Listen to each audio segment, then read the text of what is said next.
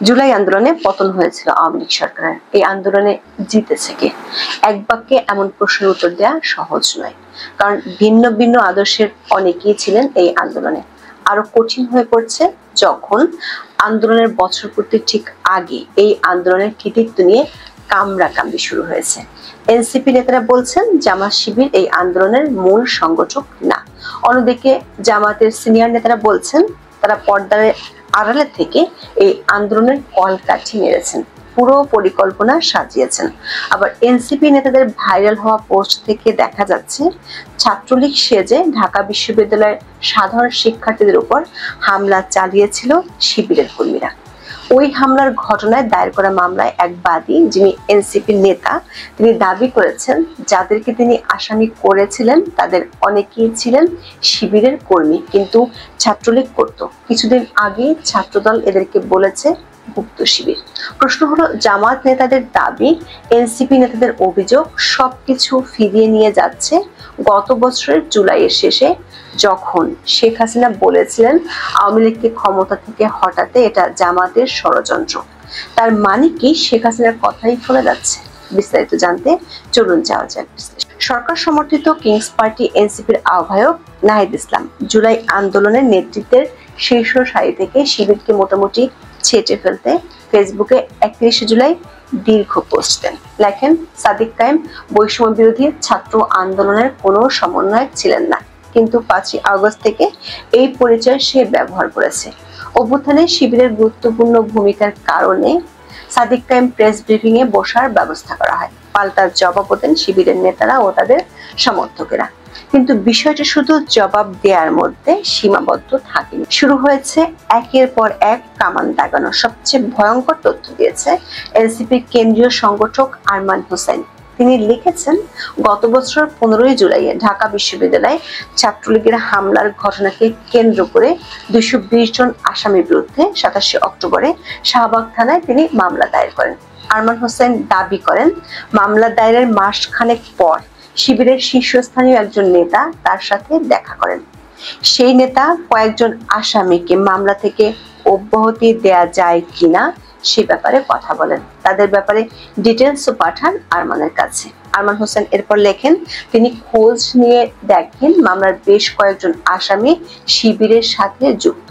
দর্শক, 15 জুলাই ছাত্রলীগের হামলার পর সারা দেশে কোটা সংস্কার আন্দোলনের তীব্রতা বেড়েছিল।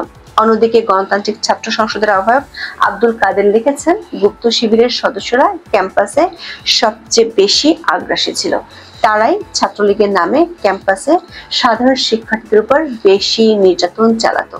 জুলাই আন্দোলনের আর এক নেতা মাহিন সরকার বলেছেন কাদেরের বক্তব্য সত্যি। এরই মধ্যে জামাতের নায়েবে আমির সৈয়দ আব্দুল্লাহ মোহাম্মদ তাহির বিবিসি বাংলাকে দেওয়া এক সাক্ষাৎকারে বলেন, তারাই অভ্যুত্থানের মূল ভূমিকা পালন করেছিলেন। নিজেদের অপ্রকাশ্যে রাখার কৌশল অবলম্বনের কথা জানিয়ে তিনি বলেছেন, তারা সচেতন ছিলেন এটা যেন জামাত শিবিরের আন্দোলন বলে প্রকাশিত না হয়।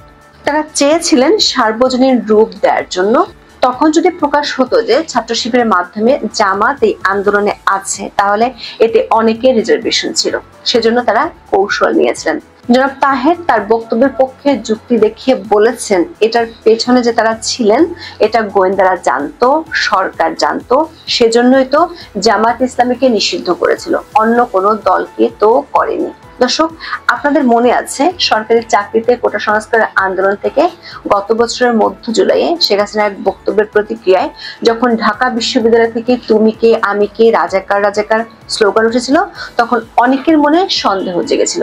আন্দোলনের পক্ষ থেকে তখন এমন ব্যাখ্যা দেওয়া হয়েছিল যে এই স্লোগান ছিল ক্ষমতাসীনদের প্রতি ক্ষোভের তাৎক্ষণিক বহিঃপ্রকাশ। শেখ হাসিনা সহ আওয়ামী লীগ নেতারা কিন্তু শুরু থেকে অভিযোগ করে বলেছিলেন এই আন্দোলন বিএনপি জামাতের ষড়যন্ত্র। আন্দোলন যখন তীব্র হচ্ছিল, সহিংসতা বাড়ছিল, তখন তাদের বক্তব্য জামাত শিবিরের দিকে কেন্দ্রীভূত হয়। এক পর্যায়ে জামাতকে নিষিদ্ধ করা হয়। কারফিউ জারির পর গত বছরের 24 জুলাই শেখ হাসিনা এডিটর্স গিল্ডের নেতাদের সঙ্গে বৈঠকে বলেছিলেন, দেশের উন্নয়ন রুখে দিতে বিএনপি জামাতের দিক থেকে এমন একটি আঘাত আসবে বলে আশঙ্কা তিনি আগে থেকে করেছিলেন। শিক্ষার্থীদের সব দাবি মেনে নেওয়ার পরও আন্দোলন সহিংসতা চলার দিকটি দেখিয়ে তিনি বলেছিলেন, কোটামুক্ত আন্দোলনকারীদের একদিন জাতির কাছে জবাবদিহি করতে হবে, কেন তারা তাদের এই ধ্বংসযজ্ঞের সুযোগ দিল। তার 4 দিন পর 28শে জুলাই শেখ হাসিনা বলেছিলেন, জামাত শিবিরের সন্ত্রাসীরা প্রাথমিকভাবে লো প্রোফাইল বজায় রেখে কোটা সংস্কার আন্দোলনে অংশগ্রহণকারীদের ছদ্মবেশে প্রবেশ করেছিল, কিন্তু পরে তারা বিপজ্জনকভাবে আন্দোলনের সামনের সারিতে চলে আসে। তার 3 দিন পর 1 আগস্ট শেখ হাসিনা আবার বলেছিলেন, জামাত শিবির তাদের সন্ত্রাসের রাজত্ব কায়েমের জন্য সরকারি চাকরিতে কোটা সংস্কারের দাবিতে আন্দোলনরত শিক্ষার্থীদের ঢাল হিসেবে ব্যবহার করেছে। ওই দিনই জামাত এবং ইসলামী ছাত্র শিবির সহ তাদের সহযোগী সংগঠনকে সন্ত্রাসী গোষ্ঠী হিসেবে নিষিদ্ধ করে আওয়ামী লীগ সরকার। তার 4 দিন পরে ক্ষমতা ছেড়ে ভারতে চলে যান শেখ হাসিনা। এরপর মোহাম্মদ ইউনূসের নেতৃত্বে অন্তর্বর্তী সরকার গঠিত হওয়ার পরপরই জামাত শিবিরের উপর নিষেধাজ্ঞা উঠে যায়। এরপর প্রথমে ছাত্রলীগ নিষিদ্ধ করা হয়, পরে আওয়ামী লীগের কার্যক্রমে আসে নিষেধাজ্ঞা। সেই আন্দোলনের বছর না গড়াতেই এর পক্ষ শক্তিগুলোর মধ্যে নানা বিষয়ে বিভেদ দেখা যাচ্ছে। একসময় মিত্র জামাতের সঙ্গে বিএনপির সম্পর্ক সাপে নেউলে হয়ে দাঁড়িয়েছে।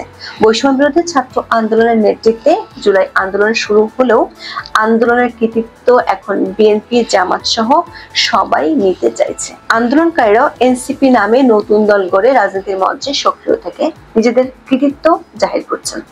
নাহিদ আর সাদিক কায়েম, জামাত আর এনসিপি বিরোধ যতই প্রকাশ্য দেখা যাক না কেন, জামাত শিবিরের সাথে নাহিদ সার্জিসদের ঘনিষ্ঠতা আর অপ্রকাশ্য থাকছে না।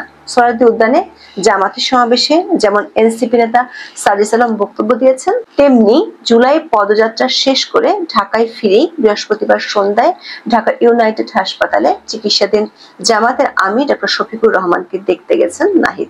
কৃতিত্ব নিয়ে এখন যতই মল্লযুদ্ধ শুরু হোক না কেন, সেই সময় যে জামাত শিবিরের সাথে আন্দোলনকারীদের সখ্যতা ছিল তা বেশ প্রকাশ্যে চলে আসছে। ফলে প্রশ্ন দেখা দিয়েছে, শেখ হাসিনা এবং আওয়ামী লীগের পক্ষ থেকে গত বছরের জুলাইতে যে অভিযোগ করা হয়েছিল সেগুলো কি তাহলে সত্য?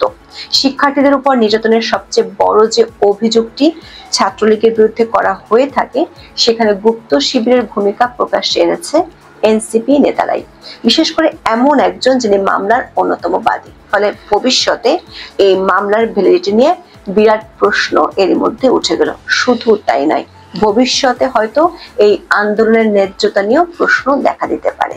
এখন এই পর্যন্ত, সবাই ভালো থাকুন, সুস্থ থাকুন, নিরাপদে থাকুন। দেখা হবে আগামী পর্বে।